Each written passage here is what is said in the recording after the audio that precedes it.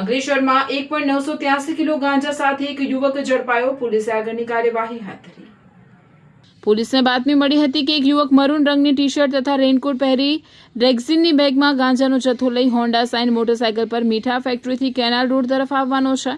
બાતમીના આધારે police inspector વીજી લાંબરિયાની સૂચનાથી police ટીમે પંચો, ફોટોગ્રાફર અને વજન કાંટાવાળાની સાથે રાખી વોચ ગોઠવી હતી.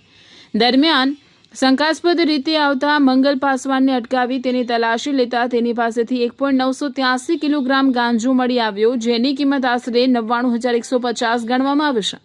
પોલીસે ગાંજા ઉપરાંત આરોપી પાસેથી mobile phone, 5,000 Honda Shine motorcycle, 20,000 રેક્ઝિનની બેગ, કાળા રંગની 2 મોટી થેલીઓ તથા 2 પારદર્શક પ્લાસ્ટિકની થેલીઓ મળી કુલ 1,24,150નો મુદ્દામાલ કબજે કર્યો હતો. આ અંગે અંકલેશ્વર શહેર ડિવિઝન પોલીસ મથકે એનડીપીએસ એક્ટ હેઠળ ગુનો નોંધી આરોપીની ધરપકડ કરી વધુ તપાસ હાથ ધરવામાં આવે છે. ગાંજાનો જથ્થો ક્યાંથી લાવવામાં આવ્યો હતો અને કોને પહોંચાડવાનો હતો તે સહિતની દિશામાં પોલીસ તપાસ કરી રહી છે.